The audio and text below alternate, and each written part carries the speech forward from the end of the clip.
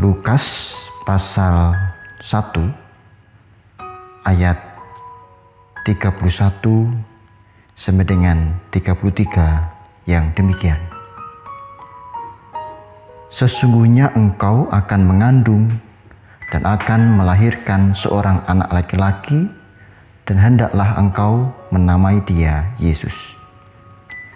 Ia akan menjadi besar dan akan disebut Anak Allah yang Maha Tinggi, dan Tuhan Allah akan mengaruniakan kepadanya tahta Daud bapa leluhurnya, dan ia akan menjadi raja atas kaum keturunan Yakub sampai selama-lamanya, dan kerajaannya tidak akan berkesudahan.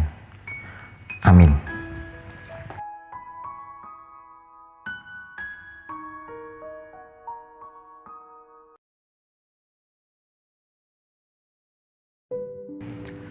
Bapak, Ibu, Saudara, dan anak-anak yang terkasih, apa yang akan Anda lakukan jika Anda adalah seorang penerus tahta?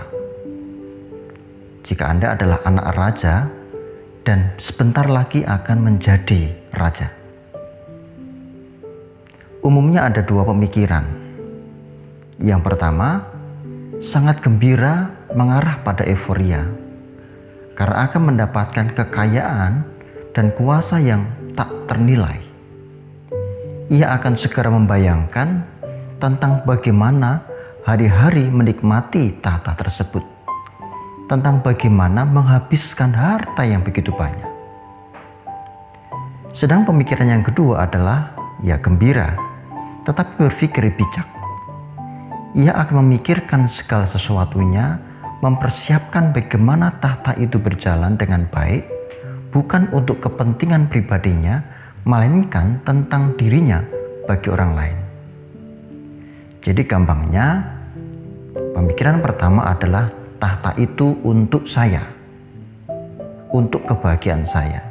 Sedangkan yang kedua adalah saya bersama dengan tahta itu untuk orang lain.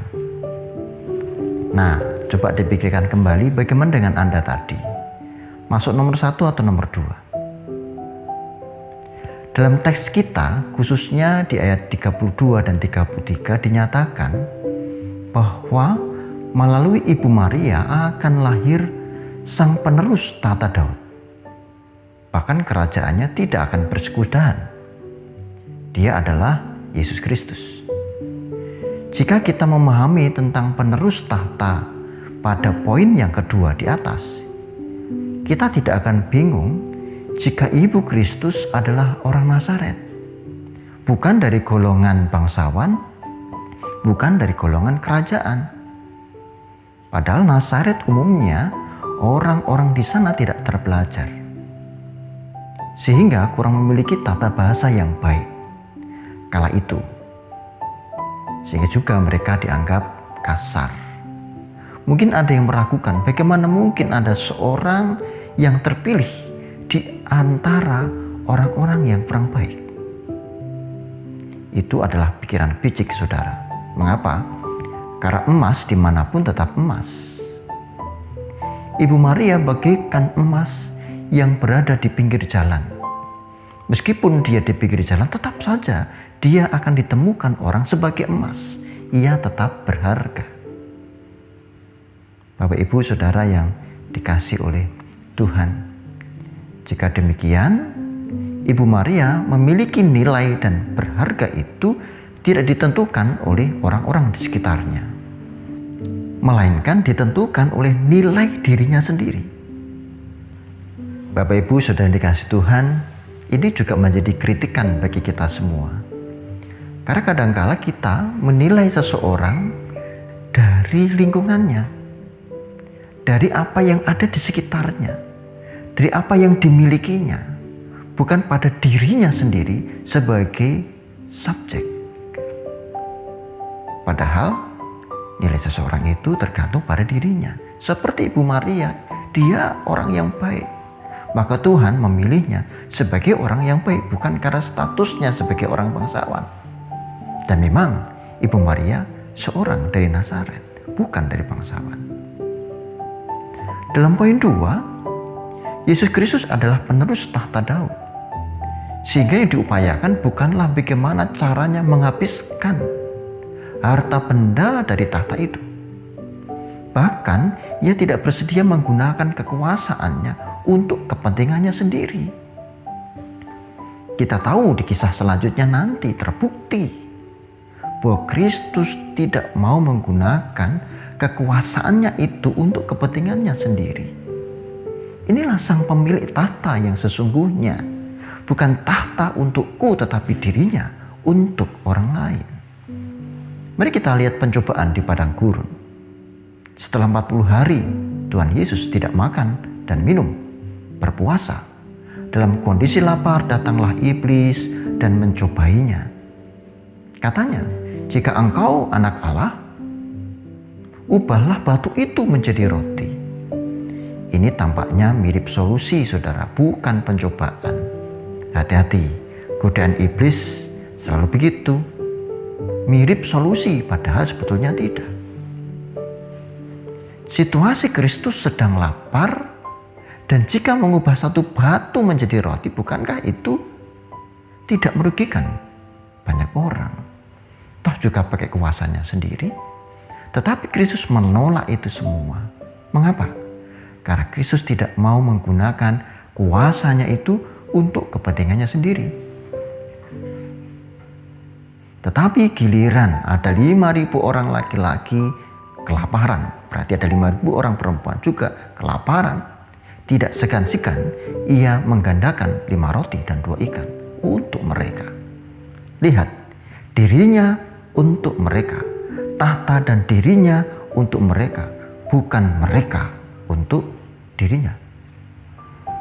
Nyata benar bahwa Kristus adalah penerus tahta Daud yang mempersiapkan dirinya berkarya untuk orang lain. Dan ini tidak mudah, saudara. Untuk memenuhi itu semua, Ibu Maria harus menanggung beban yang teramat berat. Banyak orang hanya nonton kepenaknya saja. Banyak orang iri dengan Ibu Maria dan menyatakan bahwa berbahagialah yang melahirkan Kristus. Padahal berat, saudara.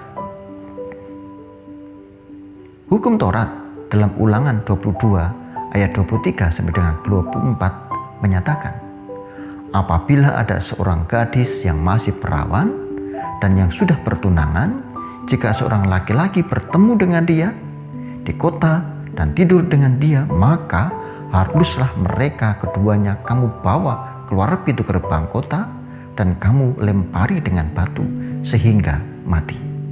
Lihat, Ibu Maria menerima tanggung jawab ini disertai resiko nyawa. Membawa Kristus yang akan dilahirkan nanti dengan resiko nyawa. Namun imannya yang menyelamatkan, katanya, sesungguhnya aku ini adalah hamba Tuhan.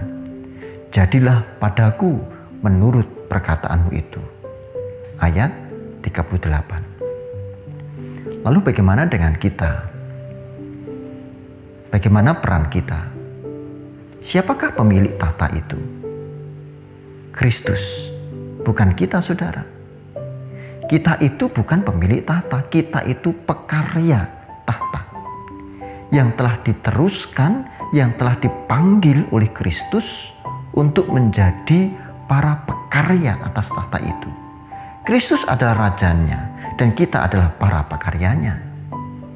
Sayang sekali kadang kita justru merasa sebagai pemilik tahta. Beberapa gereja mungkin merasa begitu.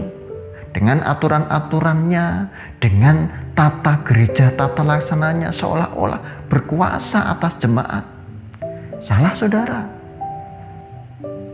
Bahkan majelis gereja, penetua, diaken, dan pendeta adalah pelayan, pekarya, komisi, dan jemaat juga pekarya. Kita bukan pemilik tahta, maka jangan takabur, saudara. Seolah-olah kita adalah pemilik tahta itu, lalu justru meletakkan Kristus sebagai pembantu kita. Berdoa juga harus sopan. Mohon kok nesu-nesu.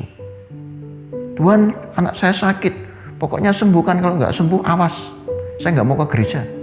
Saya mau pindah gereja yang lain. Loh, hati-hati, saudara. Atau jangan-jangan kita ketika berdoa seperti berdagang dengan Tuhan. Tuhan, saya sudah kasih ini loh, saya sudah melayani loh, saya sudah melakukan ini dan itu demi namamu loh. Mana berkatnya untuk saya? Kita adalah pekarya. Meskipun tidak mudah untuk menjadi pekarya, saudara, tetapi mestinya kita miliki keyakinan. Katakanlah dalam doa kita, sejatinya aku ini adalah hamba-Mu Tuhan. Jadilah menurut kehendak-Mu. Saudaraku, kita akan merayakan Natal dengan kondisi yang sangat berbeda dengan tahun-tahun sebelumnya. Dengan kemegahan yang ada, dengan baju-baju baru, lampu Natal baru, makanan yang serba enak. Sekarang kita memiliki Natal yang sungguh berbeda. Namun apakah suasana yang berbeda, tempat yang berbeda itu mampu mengubah hati kita untuk menjadi pekarya Kristus? Kristus dilahirkan memiliki tahta Daud dan kita adalah pekaryanya. Kita ditarik keluar untuk ikut bersama melayani orang lain. Natal tidak terletak pada gegap gempitanya. Justru Natal terletak pada apa? Pada hadirnya Sang Khalik itu dalam kesederhanaan. Dan mari kita bersihkan hati kita. Tuhan lahir dalam hidup kita. Dan persilahkan masuk agar gerakan kehidupan kita dipimpin oleh Sang Pemilik tahta. Dan kita adalah pekarya Kristus. Amin. Mari bersama kita berdoa. Tuhan yang Maha Kudus dan setia, kami bersyukur penyertaan-Mu ada bersama dengan kami saat ini, khususnya ketika kami menjadi pekarya Kristus. Ajari kami untuk merayakan Natal tak hanya dengan gegap gempita, namun dengan keluasan hati, membersihkan hati. Kristus lahir dalam kehidupan kami dan kami pun dimungkinkan untuk menjadi pelayan-pelayan Tuhan, menjadi pekarya-pekarya yang nyata di tengah-tengah kehidupan. Kami berdoa di masa pandemi ini, mohon Tuhan segera berakhir dan kiranya Tuhan kuatkan kami, berikan kesehatan, semuanya di tangan kasih-Mu. Kami bersyukur di dalam nama kudus Kristus Sang Penebus. Amin. Salam Kalujengan.